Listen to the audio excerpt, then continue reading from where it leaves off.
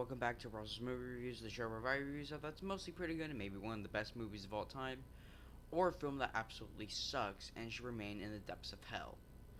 Now, I know I haven't really been, before the Bohemian Rhapsody review, I know I haven't been making videos in a while, and during the 5 year anniversary episode, or the video that I made on the 5 year anniversary, um, I said that I would be reviewing a series of films um, to round out season three. Um, and this is when I'm gonna do them. So basically, the plan is for me to possibly either do 2 reviews a day up until Wednesday, or if you guys show enough demand for it, 4 reviews a day, which means I will end probably around Monday. So, um, if that's the case, I'm just gonna start out with two today, and if it's um, if you guys like the reviews, then I will upload the next, or I will do the next two later on today. So, the first one that I said I was gonna do for this batch of episodes, the first one I mentioned was Big Hero 6. Um, and as you guys can tell by the title and the thumbnail, that's what I'm obviously doing. So, I guess to discuss my history real quick with the film. Um, I saw this. When did this Blu-ray come out? Because I know I didn't see this film in theaters. So okay, 2015. So basically, um I saw this film basically around 2015 when the Blu-ray first came out in in America, and my thoughts on it initially was that it was a very good film, and I think back then it was even like one of my favorite animated films of all time. Now, me getting older, me being interested in other like into more animated films, I went back and watched this one obviously for the review, and over the years my opinion has changed on it.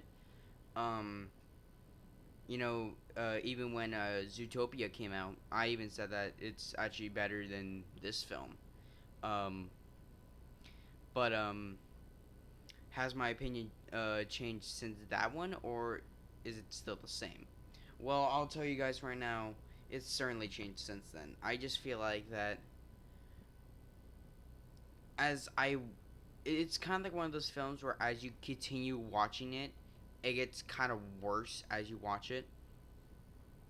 You just start noticing more plot holes, or like not necessarily plot holes, but like problems with the film. They kind of, you know, start affecting um your watching experience, and this is one of those films. But anyway, let's get on to the review. So this was released in November of 2014, actually on my birthday that year, which is if you guys didn't know, it's November 7th. It had a budget of $165 million. Domestically, it made 222 million, and worldwide, it made over 657 million.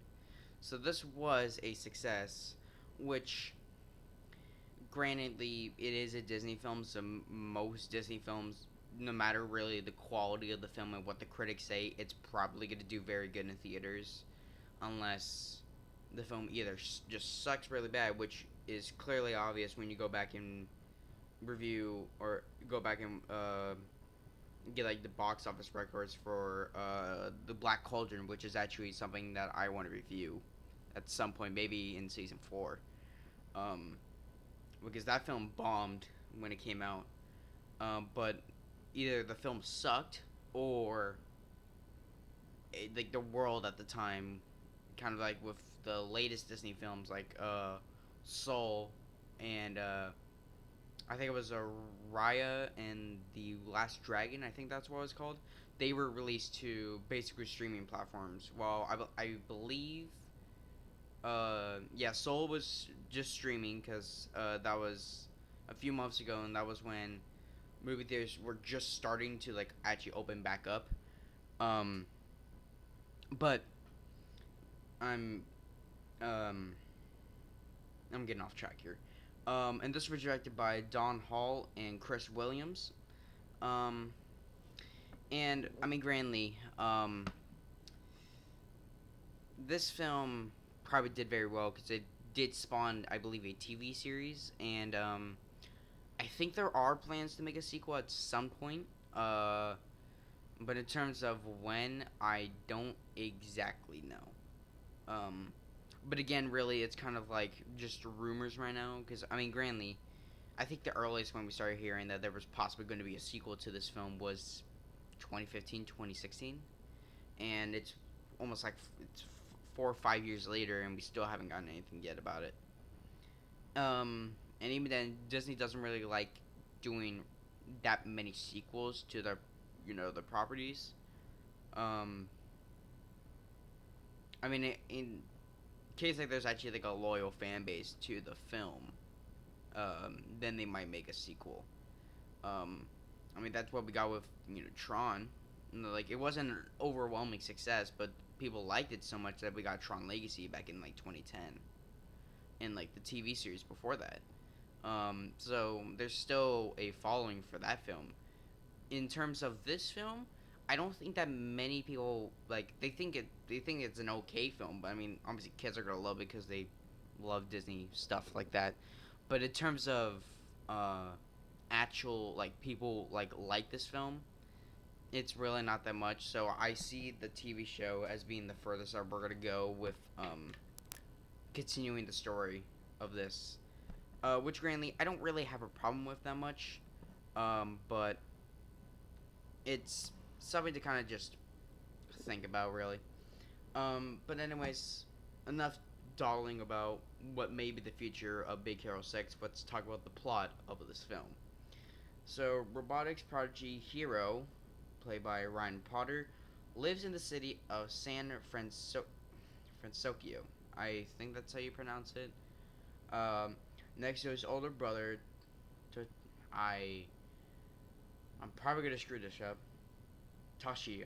Uh, I I just I just screwed that up. Played by Daniel Henney. Sorry if I butchered that last name. Hero's closest companion is Baymax, played by Scott Admits. I again sorry about the last name. A robot whose sole purpose is to take care of people. When a devastating turn of events throws Hero into the middle of a dangerous plot, he transforms Baymax and his other friends, Gogo Tamago, played by Jamie Chang, Wasabi, played by Damon Wade Jr., Honey Lemon, yes, that's the character's actual name, played by Genesis Rodriguez, and Fred, played by T.J. Miller, into a band of high-tech heroes. So yeah, it's basically just your kind of just your basic standard superhero origins kind of story, where it's something like if I had to compare this to a traditional superhero film in terms of like kind of like the plot structure, I can probably compare this to like either Superman the movie or Batman 1989, because I mean, grandly, they're both, like famous superheroes, but which this film's probably taking cues from them. But basically, all three of them have something tragic happens to the main character, which causes them to, uh, in some certain ways, to become their superheroes. Not Superman, like totally, because technically his planet did blow up and he couldn't do anything about it. But that is something tragically happening to his fame. You know, happening to him. Also, his uh, Jonathan Kent did die at some point. So, well, actually, I don't even know if that's actually was in the comics, but I know that was a plot threat. That was a part of the original 78 classic. But I kind of compare this more to Batman because at least he witnessed his tragic event like his parents died, which kind of motivated him into becoming the vigilante that he was. Hero in this story kind of has that same you know beat, like something tragic happens to him, and um he kind of falls back on Baymax, which was his brother's creation, and his friends, well, his brother's friends, which become his friends as well, to become a band of superheroes to fight, for good. Um,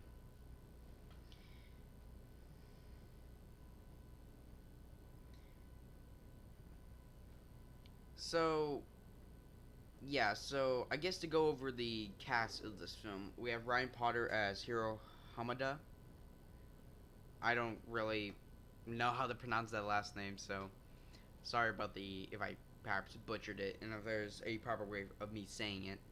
But he does fine with the performance that he was given. Um,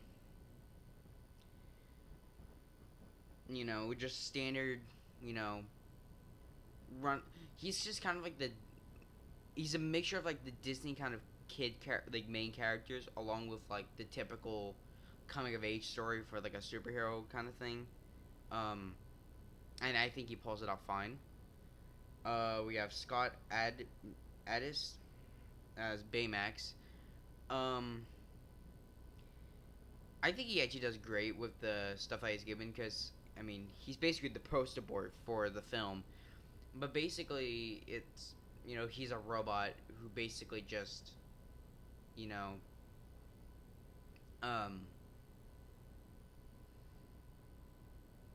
like basically he just wants to take care of humans. Um, that was his original programming, but then I think Hero uh constructs a new program for him, which is a combat um program, which is able for him to become the superhero that he later becomes in the film. Um, I think that the delivery of Scott's performance is supreme. Trying to pull off. I mean, Granley, I think anyone would kind of have a hard time to try and pull off these lines and then trying to do it in a robotic kind of tone. Um, I could see anyone struggling with that. Um, but he just pulls it off so well. Um, we have actually, I'm gonna look up real quick how to pronounce his brother's name. So I'll be back real quick. All right, I'm back. So let's see. Daniel Hennihe plays Tadashi. Um, I think he does fine with the performance that he's given, even though it's really just a kind of like a minor character. Um, which I'll discuss a little bit more when I go on to my favorite scenes. But I think he does fine with the stuff that he's given, and then his group of friends, which again, as I mentioned, is Gogo Tamago, Honey Lemon, Wasabi, and Fred, uh, who are played by Jamie Chang, Genesis Rodriguez, Damian Wade Jr., and T.J. Miller. All do refine with their respective roles. Um, we have Alan Tudyk, or two. I'm just not even gonna try and pronounce that because I'm probably gonna butcher it as Alistair Curie, which I believe was because there's two plots that are it's two plots that kind of converge into one because it's basically a mystery story where one of the main characters gets killed off, and so everyone's trying to figure out like what's going on. As at the same time, Heroes creation, which are these, I think they're in the story they're called microbots, are taken are being used by this masked assailant. Um, which actually turns out to be, I believe his name is Robert Callahan, played by James Croman, who, if you guys are a fan of the channel, you guys may remember him playing Zephram Cochrane, I believe, in Star Trek First Contact. If I'm wrong about that, leave it down in the comment section below. Um, but yeah, I think his there was an experiment going on with his daughter, that I think basically got her sucked out into space, and they all thought that she was dead. because that's what it looked like. She just came for the she went for the portal and never came back. And so Robert blamed um, Alistair for her daughter being murdered or being killed because of his experiment. As we uh, as we get to the climax, we figure out that she isn't dead, and she's just. I believe she was either knocked out or either she was knocked out, felt asleep, or was in a coma because of going through space and crap like that. And she's returned safely home. Um, I would be completely honest. When the mass assailant first showed up and it starts playing like with the theme of like, oh, like it's because it tells you initially that it's Allstar who is is the mass assailant, but then it turns out to be Robert, and I just feel like that. I mean, I'm fine with twist like main villain characters in film. I mean, there's actually some films that I really love that have that trope in, and that I really appreciate in those films. But in this film, I for some reason it just doesn't work for me. I just don't like it being used in this film because I feel like that. I mean, yes, you know, I think before his like Robert's reveal, I think he only appeared like just as his normal self in like one or two scenes, and then he just shows up at the end of the film being like, "Oh yeah, I'm the bad guy." Like you don't. When it's done like that, that's what pisses me off because it's just it. You just know that like they needed to do some kind of twist film, and yet they didn't know how to do it. So they're like, okay, we're just gonna have like a couple scenes near the beginning of the film where um we just develop his character, and then have him not appear in the rest of the film, and then have him as the villain. Like, because again, like I feel like that you can do the twist, but you just need to, like how about like as like the story goes on, like as the film goes on, you see Robert in his like as like without the costume on and stuff like that, like talking to Hiro saying like Tadashi was a great guy. I've worked with him for several years. That kid was great, and I'm really sorry that this happened to him. And then the twist happened. That I feel like would have been more effective because you've seen him a lot more, and he seemed like a caring guy. And then all of a sudden, bam, he's the villain. And then, um, obviously with the twist villain, you have to have a redemption arc for him, which comes at the fact of Hiro saving his daughter's life. He turns over, to the police and stuff like that. Um, which again, I'm fine with that, but just don't have him like appear again in like one or two scenes, and then not have him in the rest of the film, and then abruptly show up at the end being like, "Oh yeah, I'm the villain." Um, because really, I honestly, when I first watched this film, I thought that the All Star guy was the villain, like the mass assailant. But then he gets captured like in the third act, and then you're like, okay, well it clearly cannot be him because he just got captured. Why would he, do this whole shtick and then be captured by himself? So it cannot be him, and then it turns out to be Robert.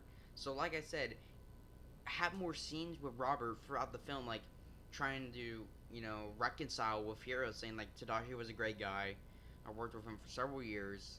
That kid was like he was an intelligent guy. Like he was smart, and like have him build up a good relationship with Hiro, and then that twist comes out, and then it's like, okay, now that actually works because it's you you've seen him multiple times with Hiro, so it's kind of like it kind of like is like oh damn, like that's actually a twist. Now I'm like, okay, just can twist, there you go. And it's just this again, I'm not angry at the fact that they did the twist. I feel like that they could have done it. They just didn't do it properly, and I feel like they could have done it better. Um, we have Maya Rudolph as Case, um, who is I believe it's the aunt for both Hiro and Tadashi. Um,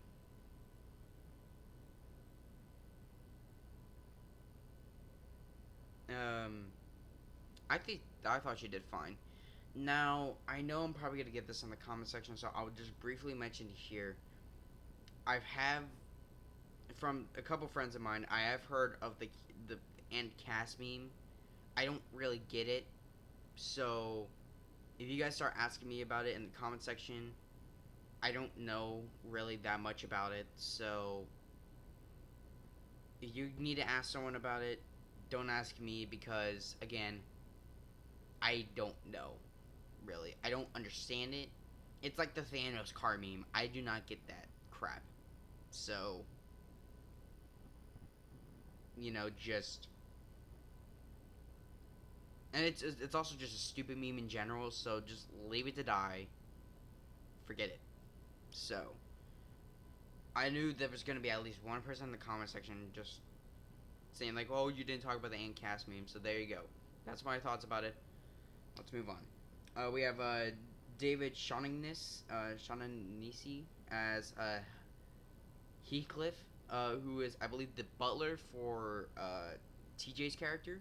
Or no, Fred's character. Sorry, because his parents were apparently millionaires, um, who own a butler, and he just basically lives in this mansion kind of thing.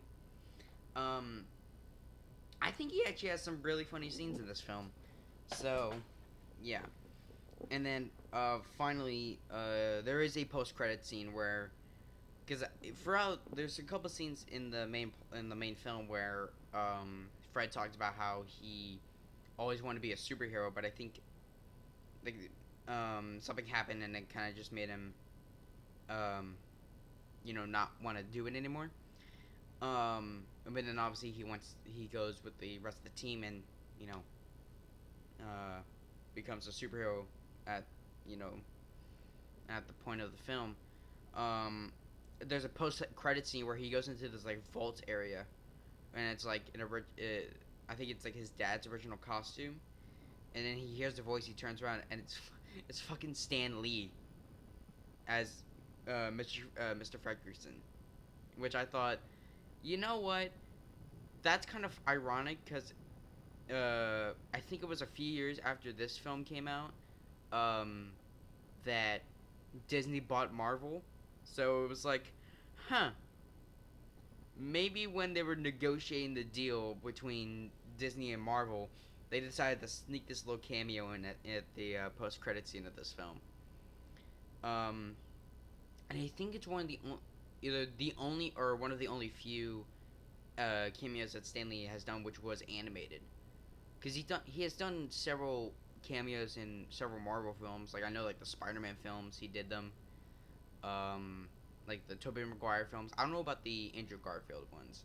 Um, and I know throughout several of the main like Avengers films, he made several cameos throughout those until his unfortunate passing back in I believe 2019 or 2020. Um, so yeah. Um, so I guess to go over favorite scenes, I think, um, in case you guys haven't heard or I mean haven't watched this film yet, spoilers, spoilers. Um, so this is like the spoiler section of the review. If you don't want spoilers, stop watching here. But favorite scenes, I think the initial introduction to Baymax, like Hero's introduction to Baymax, I think it's uh both cute and funny at the same time because it's like I think it's like when they initially do the gags with Baymax, it's initially funny because it's like, oh, that's actually kind of funny, but then when they started kind of overplaying it, they like throughout the film where it's like, I'm Baymax, your personal. I forgot what the exact line was, um, but when they start using that like a lot throughout like the second act, that's like, okay, you're kind of diluting the joke a bit. But like the first scene, I feel like that's actually quite funny because it's like you initially meet him and it's just the same thing every single time. Um, my second favorite scene would honestly have to be the death of Tadashi. Um, so, like I said earlier, one of the main characters dies, and it is Tadashi because I think, yeah, Robert I think goes in there to grab something, and then Tadashi follows him, and then Hiro is about to follow him, and then the building explodes. Um, so, and I think the death is handled very well in this film, where we see not only Tadashi's friends like come over and try to talk to him, but also Hiro's reaction to the death. I think is very well handled. And I gotta admit, the first time I watched this film and that scene came up, I cried. Now I obviously don't really, because I've seen the film several times, um, or at least like two or three times. But I can relate to it more now because I've actually had um, family members who have died. So um, I kind of get what um, like how Hero is going for this, which is why I feel like that's one of the best scenes of the film. And then um, I think the fight scenes throughout this film, or like basically towards like, the second or third act, are really good because they're so like fast paced and quick, and where it's like granted, it is done in 2014, where like if you try to do this back in like the 80s or 90s, you probably really couldn't, because it's either like trying to like draw every single frame out, and also trying to like 90s computers, you probably couldn't really do that much fast pacing like you see in this film. But I feel like that in this film they do a supreme job, like cutting around like and it's like it's not like too like quick cutty where it's like it's obvious where it's trying to quick cut, but like the motion of the camera along with the motion of the characters, I think it looks great. Um, so yeah. Um, I'm trying to. Oh yeah, here we go. So I guess really the last things I have to talk about is the music, the fun fact, and then my final rating for the film. So, um, the music was composed by Henry Jackman, who I think does a good job with the score here. I think he also took over composing duties from, I believe it was. I'm trying to remember who the guy's name was, but the guy who did the first of Captain America, the first Avenger score, he took over from him to do Winter Soldier. Um, so he had he has films under his belt. And like I said, I think the score from this film is very, very, you know, it's a very good score. But again, it's like one of those films where it's like it really only works with the film because by itself it's just eh. Um, the fun fact that I have is did you know that this film actually takes place in an alternate universe according to Scott Wentapede? So yeah, according to I believe it was an interview with him, the movie is set in an alternate future where after the 1906 earthquake, San Francisco was rebuilt by Japanese immigrants using techniques that allow movement and flexibility in a systematic, yes, well, systemic, or in a seismic event. After the city was finished being rebuilt, it was renamed San Francisco uh, to due to due to it being a city from Japan with Japanese and American architecture combined. So, yeah, you ever wanted to know where this film takes place? Yes, it takes place in an alternate like timeline from like according to this film's events, we take place in a separate universe from the characters in this film. So, I thought that was a kind of an interesting point to bring up. Um, Final thoughts on Big Hero 6. Well, like I said earlier, I initially loved this film when I first watched it back in 2015. Over the years, though, I've started liking it like less and less to now where I just consider it to be like one of those films where it's like I like it, but I don't plan on watching it really ever again. Um, Unless someone asks like, "Hey, do you want to watch this film?" And I'm like, and there's like no other choices, then yes, I'll watch it. But besides that, it's one of those films where it's like, okay, I like it. Probably don't want to watch this again. So I'm gonna give this film a B minus. So, and if I was using the letter or the out of 10 grade, which has been I haven't been doing that for a while, I would probably give this a 6 out of 10 because that's the kind of the ranking that I would give a film where it's like, okay, I like it, but I probably wouldn't watch it again. So yeah, that's what I kind of feel about this film. But I'm not saying this is a bad film at all. It's just kind of like one of those films where it's like, okay, that was fun. Really, I don't really want to watch this again. Um, but yeah. So yeah, guys. So that was my Big Hero 6 review. If you like this video, well, help the channel grow by hitting that subscribe button down there. Um, like I said, I will be doing 2 reviews a day. So later on today, I will be